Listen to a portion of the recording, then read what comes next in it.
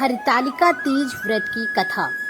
जिनके दिव्य केशों में मंदार के पुष्पों की माला शोभा देती है और जिन भगवान शंकर के मस्तक पर चंद्र और कंठ में मुंडों की माला पड़ी हुई है, जो माता पार्वती दिव्य वस्त्रों से तथा भगवान शंकर दिगंबर वेश धारण किए हैं, उन दोनों भवानी शंकर को नमस्कार करता हूँ। कैलाश पर्वत के सुंदर शिखर पर माता पार्वती जी ने श्री महादेव जी से पूछा, हे महेश्वर, मुझसे आप वह गुप्त से गुप्त वार्ता कहिए जो सबके लिए सब धर्मों से भी सरल तथा महान फल देने वाली है। हे नाथ, यदि आप भली भांति प्रसन्न हैं तो आप उसे मेरे सम्मुख प्रकट कीजिए। हे जगन्नाथ, आप आदि मध्य और अंत रहित हैं। आपकी माया का कोई पार नहीं है। आपको मैंने किस भांति प्राप्त किया है? कौन से व्रत, तप या दान के पुण्य फल से आप मुझको वर में मिले हैं? श्री महादेव जी बोले, हे देवी, यह सुन, मैं तेरे सम्मुख उस व्रत को कहता हूँ जो परम गुप्त है। जैसे तारागणों में चंद्रमा और ग्रहों में सूर्य, वर्णों में ब्राह्मण, देवताओं में गंगा, पुराणों में महाभारत, वेदों में साम और इंद्रियों में मन श्रेष्ठ है, वैसे ही पुराण और वेद सब में इसका वर्णन आया है, जिसके प्रभाव से तुमको मेरा आधा आसन प्राप्त हुआ है। हे प्रिय, उसी का मैं तुमसे वर्णन करता हूँ। सुनो, भाद्रपद मास के शुक्ल पक्ष की हस्त नक्षत्र संयुक्ता तृतीया के दिन इस व्रत का अनुष्ठान मात्र करने से सब पापों का नाश हो जाता है। तुमने पहले हिमालय पर्वत पर इसी महान व्रत को किया था जो मैं तुम्हें सुनाता हूँ। पार्वती जी बोली, हे प्रभु, इस व्रत को मैंने किस लिए किया था, यह मुझे सुनने की इच्छा है, सो कृपा करके कहिए। शंकर जी बोले, आर्यवर्त में हिमालय नामक एक महान पर्वत है, जहाँ अनेक प्रकार की भूमि अनेक प्रकार के वृक्षों से सुशोभित है, जो सदैव बर्फ से ढके हुए तथा गंगा की कल कल ध्वनि से शब्दायमान रहता है। हे पार्वती, तुमने बाल्यकाल में उसी स्थान पर परम तप किया था और 12 वर्ष तक के महीने में जल में रहकर तथा वैशाख मात्र में अग्नि में प्रवेश करके तप किया था। श्रावण के महीने में बाहर खुले में निवास कर अन्न त्याग कर तप करती रही। तुम्हारे उस कष्ट को देखकर तुम्हारे पिता को बड़ी चिंता हुई। वे चिंता आतुर होकर सोचने लगे कि मैं इस कन्या की किससे शादी करूं। इस अवसर पर देव योग से ब्रह्मा जी के पुत्र नारद जी वहां आए। देव ऋषि ने तुम शैलपुत्री को देखा। तुम्हारे पिता हिमालय ने देव ऋषि को अर्घ्य, पाद, आसन देकर सम्मान सहित बिठाया और कहा, हे मुनीश्वर, आपने यहाँ तक आने का कष्ट कैसे किया? कहीं क्या आज्ञा है? नारद जी बोले, हे गिरिराज, मैं विष्णु भगवान का भेजा हुआ यहाँ आया हूँ। तुम मेरी बात सुनो। आप अपनी कन्या को उत्तम वर को दान करें। ब्रह्मा, इंद्र, शिव आदि देवताओं में विष्णु भगवान के समान कोई भी उत्तम नहीं है, इसलिए मेरे मत से आप अपनी कन्या का दान भगवान विष्णु को ही दें। हिमालय बोले, यदि भगवान वासुदेव स्वयं ही कन्या को ग्रहण करना चाहते हैं और इस कार्य के लिए आपका आगमन हुआ है, तो वह मेरे लिए गौरव की बात है। मैं अवश्य उन्हें ही दूंगा।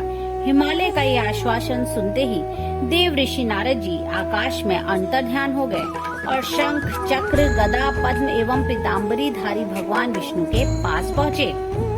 नारद जी ने हाथ जोड़कर भगवान विष्णु से कहा, प्रभु, आपका विवाह कार्य निश्चित हो गया है। इधर हिमालय ने पार्वती जी से प्रसन्नता पूर्वक कहा, हे पुत्री, मैंने तुमको गरुड़ ध्वज भगवान विष्णु को अर्पण कर दिया है।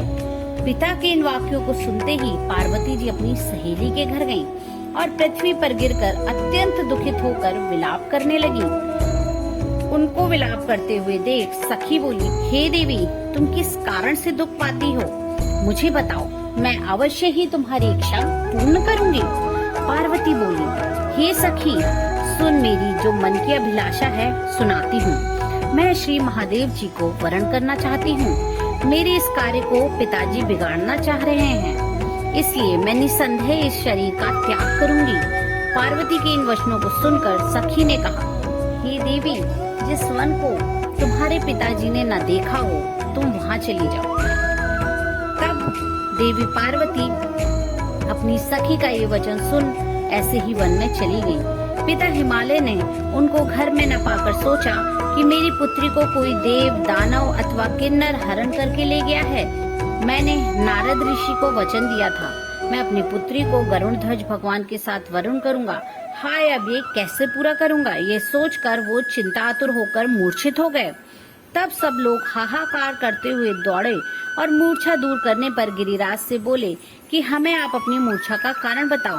हिमालय बोले, मेरे दुख का कारण मेरी रत्न रूपी कन्या को कोई हरण कर ले गया है, या सर्प इस गया है, या किसी सिंह या व्याघ्र ने मार डाला है। वह न जाने कहाँ चली गई है, या किसी राक्षस ने मार डाला है। इस प्रकार कहकर गिरिराज दुखित होकर ऐसे कांपने लगे जैसे तीव्र वायु चलने पर कोई वृक्ष कांपता है। तत्पश्चात हे पार्वती, तुम्हें गिरिराज साथियों ने घने जंगल में ढूंढने निकले। सिंह, व्याघ्र, रीछ आदि हिंसक जंतु के कारण वन महाभयानक प्रतीत होता था। तुम भी सखी के साथ भयानक जंगल में घूमती हुई वन में एक नदी के तट पर एक गुफा में पहुंची। उस गुफा में तुमने अपनी सखी के साथ प्रवेश कर गईं, जहां तुम अन्य जल त्याग कर बालू का लिंग बनाकर मेरी आराधना करने लगी। उस समय भाद्रपद मास की हस्त नक्षत्र युक्त तृतीया के दिन तुमने मेरा विधि विधान से पूजन किया तथा रात्रि को गीत गायन करते हुए जागरण किया। तुम्हारे उस महाव्रत के प्रभाव से मेरा आसन डोलने लगा।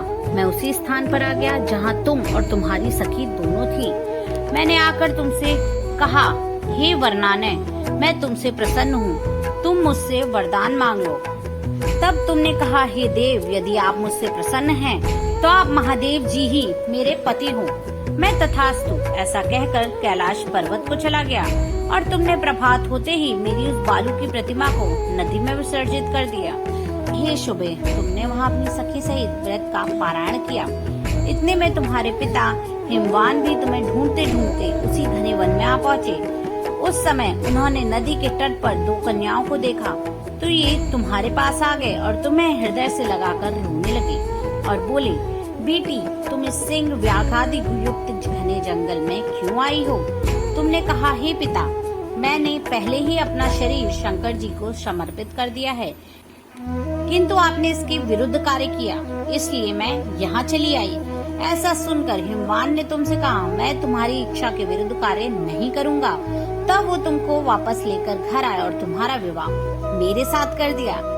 हे प्रिय, उसी व्रत के प्रभाव से मेरा अर्धासन तुम्हें प्राप्त हुआ है। इस व्रतराज को मैंने अभी तक किसी के सम्मुख वर्णन नहीं किया है। हे देवी, अब मैं तुम्हें बताता हूँ कि इस व्रत का ये नाम क्यों पड़ा। तुमको सखी हरण करके ले गई थी, इसीलिए इसका नाम हरतालिका पड़ा।